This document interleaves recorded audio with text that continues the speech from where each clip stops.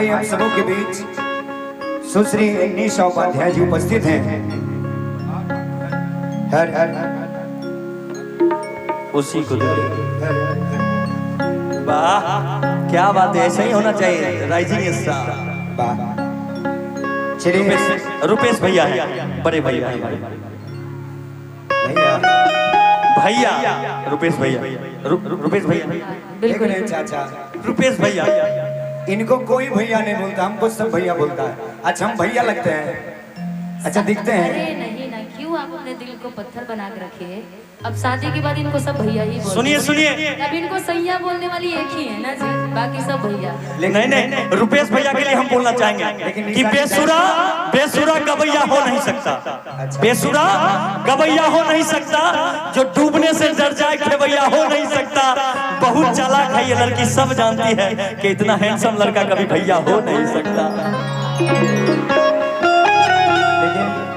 आप भी ज्यादा खुश हो भैया, खुश उतना नहीं होना है। निशा जी इनकी शादी हो गई थी, सोचते कि हम सुरक्षित हैं, ऐसी बात नहीं है। कभी कभी लाइसेंसी रिवॉल्वर भी चोरी हो जाता है, होता है ना सर, इसलिए थोड़ा ध्यान से रहिए। आइए अब यहाँ से ये मंच निशा जी को देते हैं, ये कहते हुए कि खुशबू बनकर बिखर जाइए और दिल में सबों के उतर जाइए, कि खुशबू बनकर बिखर जाइए और दिल में सबों के उतर जाइए, कि सर्वदा नाम जिंदा रहे इस दुनिया में, कि सर्वदा नाम जिंदा रहे इस दुनिया में। काम कुछ वैसा कर जाइए, काम कुछ वैसा कर जाइए। एक बार जोरदार ताली बजा के आप लोग आदेशित करें। चलिए निशा उपाध्याय हम सबको। लेकिन रुपेश भैया, इनकी महिलाएं कम है लेकिन उनमें दम है। नहीं ज्यादा है, इनकी महिलाएं कम है लेकिन उनमें दम है, और जितना भी पुरुष है वो सब टाइम बम है।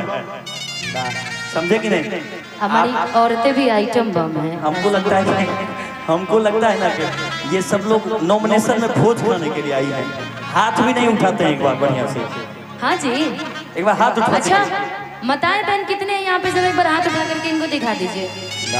बताए बहन जितने। देखिए ए चाचा, आप नीचे रखिए, आप महिला थोड़े। लेकिन शिवेश जी ये मीरा की अमर भक्ति है, जड़ से मर नहीं सकती। अच्छा, ये मीरा की अमर भक्ति है, जड़ से मर नहीं सकती। अरे ये झांसी वाली रानी दुनिया में किसी से डर नहीं सकती।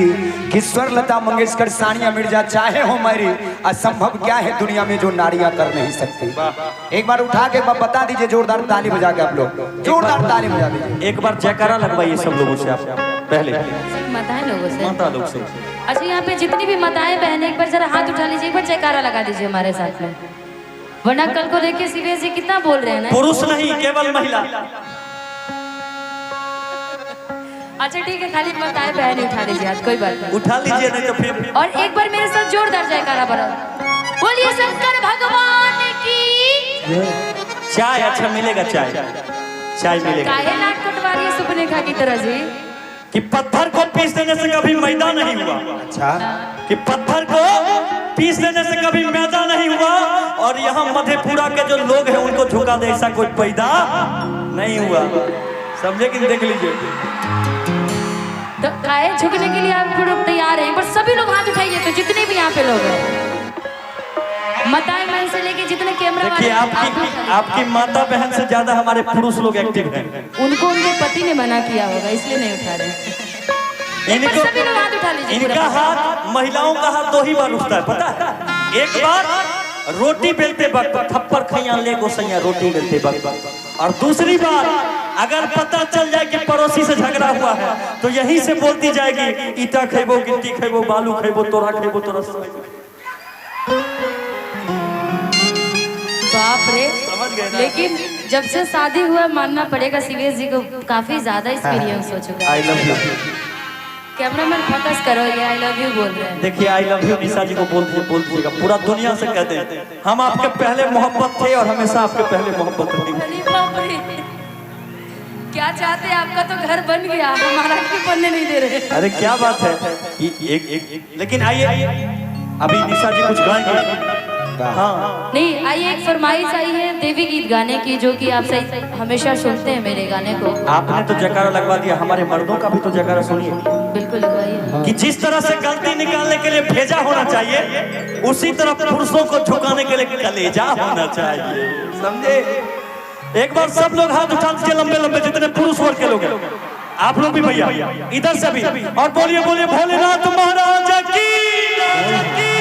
सुने हाँ भाई, जितनी भीड़ है मानना पड़ेगा आप लोगों में, पावर शक्ति तो भगवान ने ऑलरेडी दिया ही है। पावर ऑफ मधेरा, मधेपुरा, किंग ऑफ मधेपुरा, मधेपुरा की पावन धरती और पावन आज समय है कि हम और शिवेश जी आप सबके बीच में उपस्थित, इसलिए तमाम जितने भी यहाँ के गार्जियन, जितने भी यहाँ पे श्रोतागण हैं, आप सबको मैं निशा उपाध्याय यहीं से हाथ जोड़ करके प्रणाम करती हूँ। एक ताली बजा के अपना आशीर्वाद दे दीजिए आप लोग।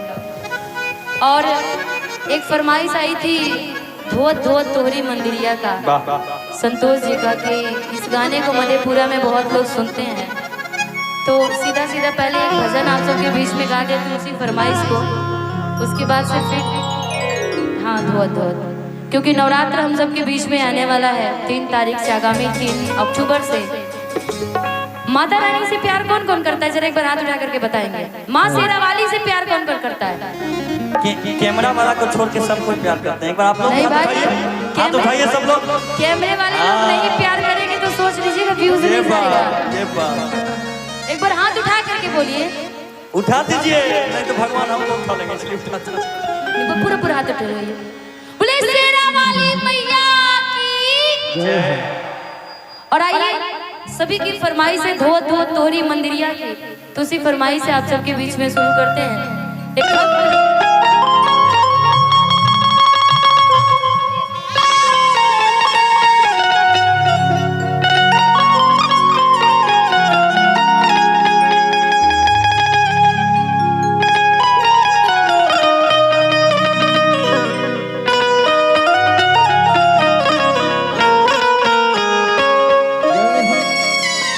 कि धोती धोती तोहरी मंदिरिया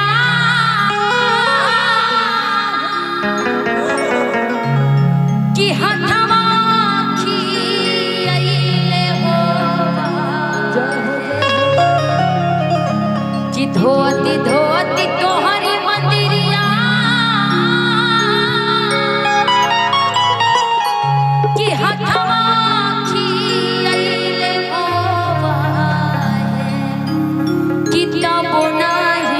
काहे मैया कि दया तोहराई ले हो, कितना बोनाही काहे मैया।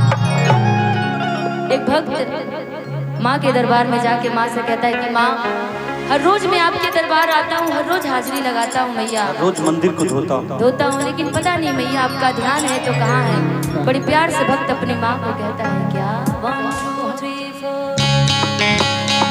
जिनको माँ से प्यार है थोड़ी थोड़ी तालियां बजाते हैं।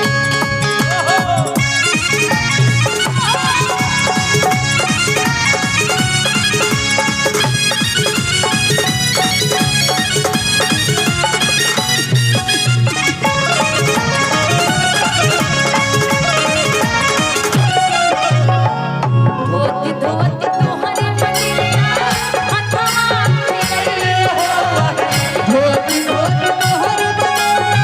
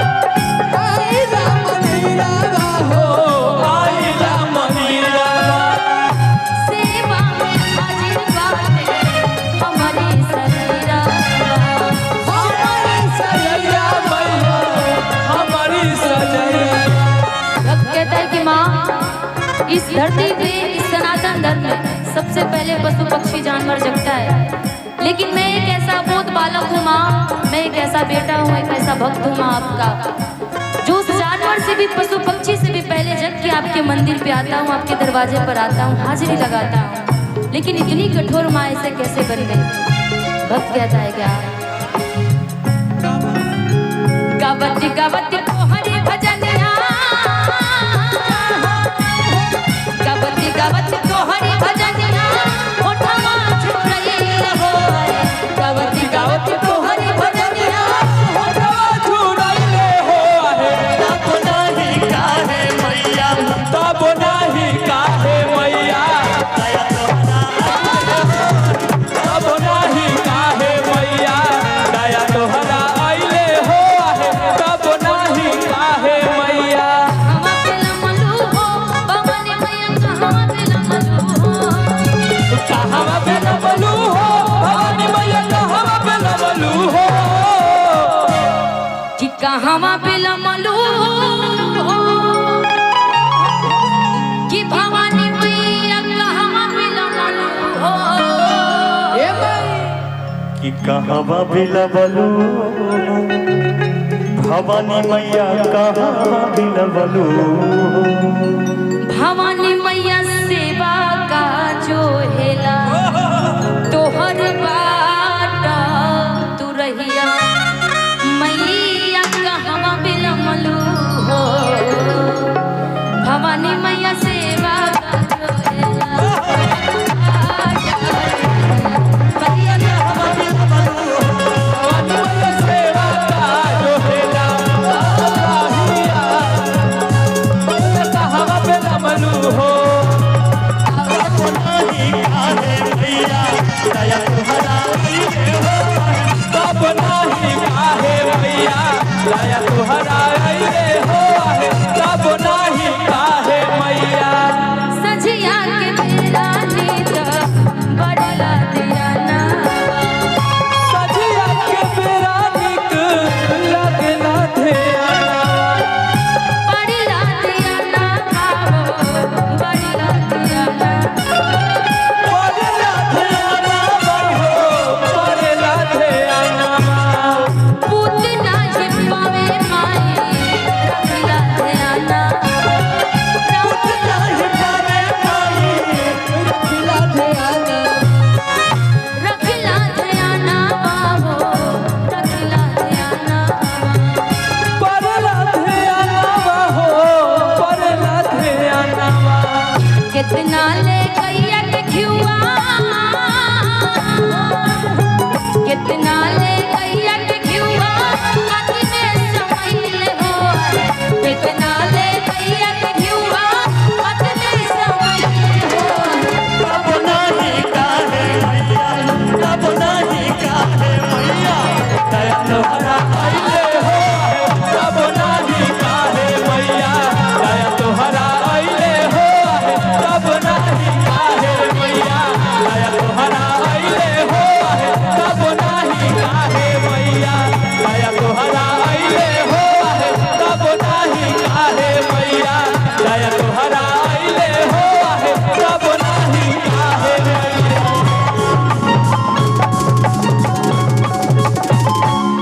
कि तब नहीं काहे मैया, दया तोहराइले हो, तब नहीं काहे मैया। बोलिए सच्चे दरबार की, जय अपने अपने माता पिता की जय। भाई साहब वाकई बहुत गर्मी है।